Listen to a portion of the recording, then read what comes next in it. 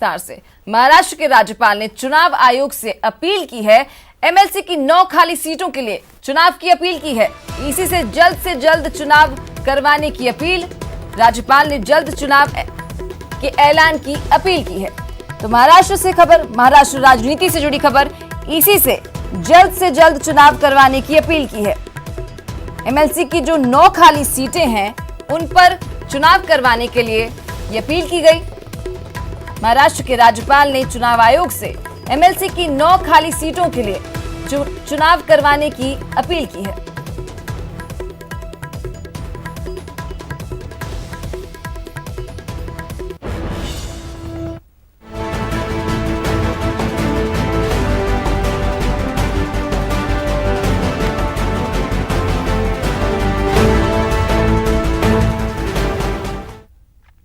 चलिए अब corona update आपको दे देते हैं। देश भर में कोरोना के 33,610 मरीज रिपोर्ट किए जा चुके हैं अब तक, जिसमें से 24,162 कोरोना केस एक्टिव हैं। कोरोना से 1,075 लोगों की जान चली गई है। देश में 8,372 लोग ठीक भी हुए हैं। महाराष्ट्र की बात करें तो महाराष्ट्र में कोरोना केस 9,915 हैं। गुजरात की बात करें तो यहां पर यह आंकड़ा 4,082 है। दिल्ली, राजधानी दिल्ली की बात करें तो यहां पर यह आंकड़ा 3,439 है। और मध्य प्रदेश की बात करें तो मध्य प्रदेश में यह आंकड़ा 2,660 है। और प्रदेश की बात करें यानी राजस्थान में यह आंकड़ा 2,438 है। आपकी टीवी स्क्रीन पर ग्राफिक्स है। ग्राफिक्स के जरिए आप यह आंकड़ा देख सकते हैं। कुल केसेस की संख्या 33,610, एक्टिव केसेस की संख्या 24,162, ठीक होने वालों का आंकड़ा 8,372 और मौत का आंकड़ा 1,075।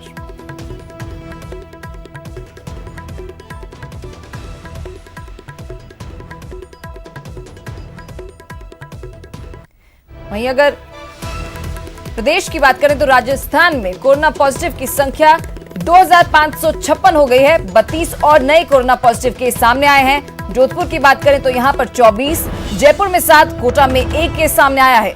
आज कोरोना के 118 पॉजिटिव केस सामने आए हैं।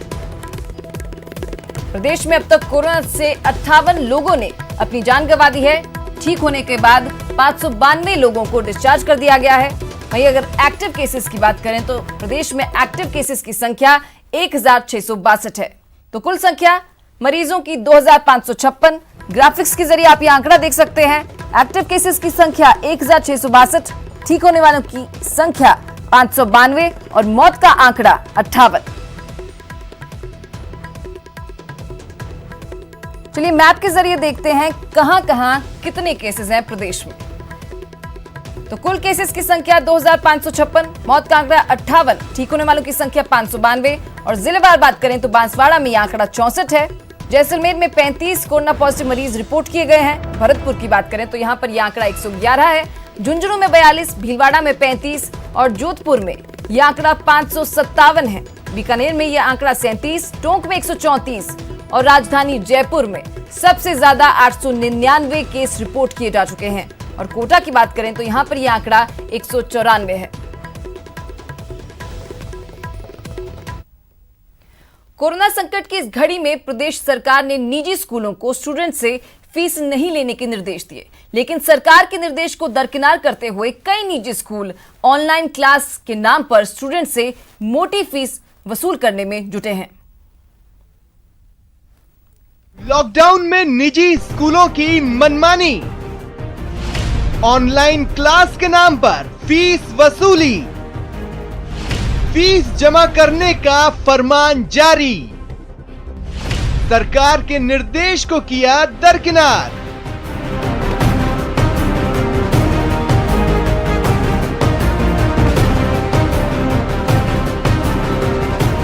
प्राइवेट स्कूलों के फीस को लेकर के बात है, उसमें हमने ये कहा है कि इस समय में कोई भी प्राइवेट इंस्टीट्यूट किसी बच्चे से या अभिभावक से फीस नहीं मांगे।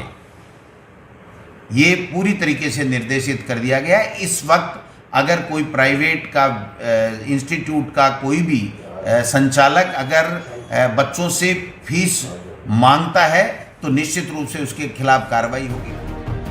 सुन लीजिए, शिक्षा मंत्री साफ साफ कह चुके हैं कि कोरोना संकट में कोई भी निजी स्कूल स्टूडेंट से फीस न ले।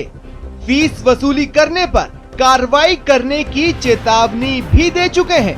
लेकिन मोटी कमाई का जरिया बन चुके निजी स्कूल संचालकों ने सरकार के निर्देश को दरकिनार करते हुए स्टूडेंट्स से फीस वसूलना शुरू कर दिया। स्कूल संचालकों ने तुरंत फीस जमा करने का फरमान जारी किया है। स्कूल की वेबसाइट्स पर फीस स्ट्रक्चर जारी किया है, जिसमें स्टूडेंट्स से स्कूल फीस जमा करने की तय तारीख भी दी है। अभिभावकों को चेतावनी भी दी है कि तय तारीख तक फीस जमा नहीं करने पर लेट फीस वसूली जाएगी। ईमेल, मोबाइल से मैसेज और सोशल मीडिया के जरिए फीस वसूली जा रही है। इतना ही नहीं, कुछ निजी स्कूल संचालकों ने अभिभावकों को बढ़ी हुई फीस जमा करने के नोटिस तक भेज दिए हैं। फीस वसूली को लेकर सुबोध पब्लिक स्कूल के खिलाफ कई अभिभावकों ने उच्च स्तरीय शिकायत भी की है। पूरा विश्व लॉकडाउन में है, लेकिन निजी स्कूल, निजी संस्थाएं अपनी ऑनलाइन क्लासेस देकर अभिभावकों पर प्रेशर दे रही हैं कि 3 महीने की फीस दी जाए, जबकि रोजगार नहीं है, बिजनेस नहीं है। तो राज्य सरकार ने भी आदेश दे दिए हैं कि 3 महीने की फीस नहीं ली जाए। और राज्य सरकार से मैं विनती करना चाहूंगी कि इन निजी संस्थाओं पर दबाव डालकर कि अभिभावकों को प्रेशर नहीं दें कि 3 महीने की फीस हमें दें। लगातार स्कूलों की तरफ से बार बार फीस के लिए रिक्वेस्ट डाली जा रही है। ऑनलाइन के माध्यम से, बैंक के माध्यम से, पेटीएम के माध्यम से, फोनपे के माध्यम से, कैश के माध्यम से, हर तरह से वो बार बार ये बोलते हैं कि ये हमारी रिक्वेस्ट है। लेकिन रिक्वेस्ट 1 या 2 बार होती है। उनकी तरफ से लगभग सुबह शाम दोनों टाइम फ़ोन कॉल या मैसेज आते हैं, जो कि रिक्वेस्ट में नहीं, एक तरह से प्रेशर में आते हैं। बार बार वो प्रेशर हमारे ऊपर इस तरीके का बनता है कि हम उससे मेंटली कहीं ना कहीं डिस्टर्ब होते हैं। सरकार की तरफ से 3 महीने के जो आदेश आ गए हैं कि 3 महीने तक कोई भी फीस की रिक्वायरमेंट नहीं कर सकता, मांग नहीं कर सकता। लेकिन रोज़ के स्तर पे दिन में 2 बार 3 बार इस तरीके का ये रिक्वेस्ट नहीं होती, ये आदेश होता है। राजस्थान के निजी स्कूल संचालक न केवल 3 माह अप्रैल जून 2020 की स्कूल फीस मांग रहे हैं, जबकि उन्होंने 10% की वृद्धि भी फीस में कर दी है। जबकि कई राज्यों में इस समय निजी स्कूल संचालकों को वहां की सरकार द्वारा निर्देशित किया गया है कि वे इस समय की विषम परिस्थितियों में किसी प्रकार की स्कूल फीस ना लेवें। राजस्थान राज्य के व्यवसायी वर्ग ने कंधे से कंधा मिलाकर राज्य सरकार का सहयोग प्रदान किया है। उनके द्वारा दिए गए निर्देशों की पालना में अपने यहाँ कार्यरत मजदूर कर्मचारियों को लॉकडाउन के बावजूद भी बिना व्यावसायिक संचालन के वेतन का भुगतान कर रहे हैं। फिर स्कूल संचालक लॉकडाउन में शिक्षकों को वेतन बिना स्कूल की फीस लिए हुए क्यों नहीं दे सकते?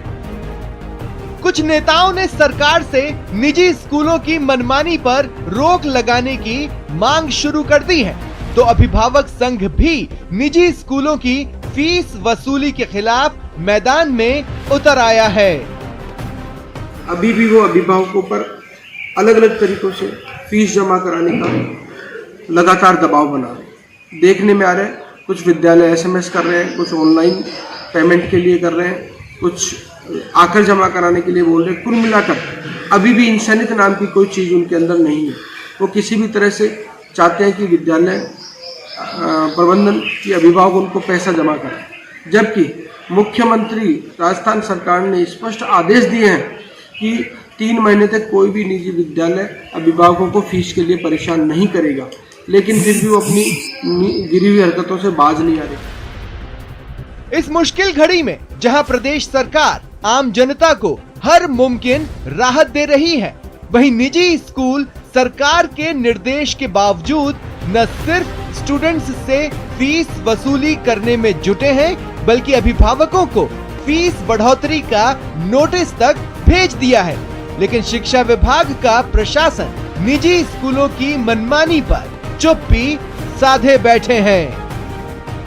न्यूज़ 18 के लिए जयपुर से राकेश शर्मा की रिपोर्ट। मार्केट कैपिटलाइजेशन के लिहाज से भारत की सबसे बड़ी लिस्टेड कंपनी रिलायंस इंडस्ट्रीज ने Q4 नतीजे घोषित कर दिए हैं। इसके मुताबिक 2020 के जनवरी-मार्च तिमाही में कंपनी को 6,448 करोड़ रुपए का मुनाफा हुआ है। वहीं पिछले साल की मार्च तिमाही में कंपनी की आय 1,38,659 करोड़ रुपए रही थी। चौथी तिमाही में रिलायंस जियो को 2,331 करोड़ रुपए का मुनाफा हुआ है, जबकि इस अवधि में जियो की आय 14,835 करोड़ रुपए रही है। चौथी तिमाही में रिलायंस जियो का मुनाफा पिछली तिमाही के 1,350 करोड़ रुपए से बढ़कर 2,331 करोड़ रुपए पर पहुंच गया है। कंपनी के बोर्ड ने आज राइट इशू को भी मंजूरी दे दी है। ये राइट इशू 1,257 रुपए प्रति शेयर के भाव पर लाया जाएगा।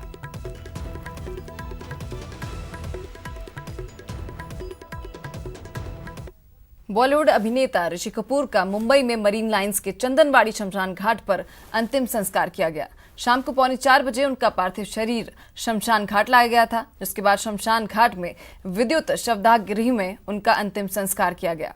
अंतिम संस्कार के दौरान मुंबई पुलिस ने नीतू कपूर, रणवीर कपूर, रीमा जैन, मनोज जैन, अरमान जैन, आदर जैन, अनीशा जैन, राजीव कपूर, रणधीर कपूर, सैफ अली खान, करीना कपूर खान, बिमल पारिक, नताशा नंदन, अभिषेक बच्चन, डॉक्टर तरंग, आलिया भट्ट, अयान मुखर्जी, जयराम, रोहित धवन, राहुल रवेल को मौजूद रहने की इजाजत दी थी।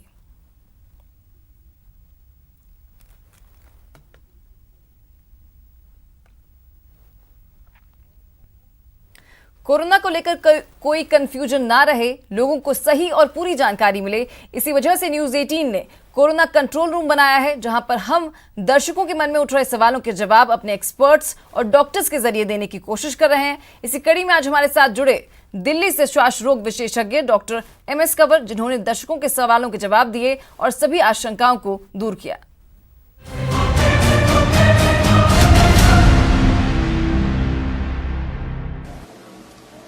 नमस्ते, मैं शोमा सेन गुप्ता रांची झारखंड से बोल रही हूँ। लॉकडाउन खुलने के बाद लोग क्या एहतियात बरतें? मैं पुनीता दिल्ली से। लॉकडाउन खुलने के बाद हमें क्या क्या सावधानी बरतनी होंगी? मैं पूजा श्रीवास्तव जौनपुर से। लॉकडाउन खुलने के बाद किस किस तरह की सावधानियां बरतनी पड़ेगी? मेरा नाम आशीष शर्मा है, मैं जमशेदपुर से हूँ। मैं ये जानना चाहता हूँ लॉकडाउन खुलने के बाद लोगों को क्या क्या सावधानियाँ बरतनी होंगी। मैं जुनैद खान मलकापुर से। डॉक्टर साहब से मेरा सवाल है कि लॉकडाउन खुलने के बाद लोगों को किन बातों का ध्यान रखना होगा? लॉकडाउन खुलने के बाद जाहिर है आप लोग सब बाहर निकलेंगे, इतने दिनों से घरों में बंद हैं, लेकिन कुछ प्रिकॉशंस हैं जो आपको बहुत ज़रूरी हैं आपके लिए। मास्क तो पहन के निकलेंगे आप हर वक्त, और दूसरा आपका दोस्त है हैंड सैनिटाइज़र जो अपनी पॉकेट में रखेंगे। और आप ये सोच के चलें कि जो भी दूसरा आदमी आपको नज़र आ रहा है, चाहे नज़दीक है चाहे दूर है, वो कोरोना का पेशेंट हो सकता है। अगर आपके जहन में ये चीज़ आएगी तो आप इस चीज़ से डरेंगे तो इन्फेक्शन आपको भी नहीं होगा, और दूसरे इंसान को अगर आपसे डर है तो उसको भी इन्फेक्शन नहीं होगा।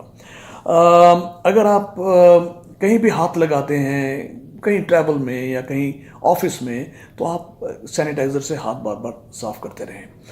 अपने हाथ को बार बार मुंह पे ना ले जाएं, आँखों में मुंह की तरफ मत ले जाएं, क्योंकि उससे इन्फेक्शन फैलने का डर रहता है। अगर आप किसी दुकान पे गए तो वहाँ पे कुछ सामान लेते हैं तो ये सोच के रहिए कि उसके हाथों से जो भी चीज़ें टच की जा रही हैं वो आपको इन्फेक्शन का एक सोर्स बन सकती है आपके लिए। तो घर आके आप लिफाफे से सामान निकालें, लिफाफा डिस्कार्ड करें, और जो भी आउटर सर्फेसिस हैं, जो भी सामान आपने ख़रीदा है, उसको आप सैनिटाइज़र से साफ़ कर लें। इस तरीके से आप जो हैंड टू हैंड कांटेक्ट से जो इन्फेक्शन फैलता है उसको आप मिनिमाइज़ कर सकते हैं। और अगर आप देखते हैं कि कोई दूर नज़दीक आपके खांस रहा है तो उससे आप दूर हो जाइए। और बेहतर यही है इंसान के लिए जिसको ये तकलीफ़ दिख रही है, आप गाइड भी कर सकते हैं कि भाई साहब आप अपना टेस्ट करवा लीजिए।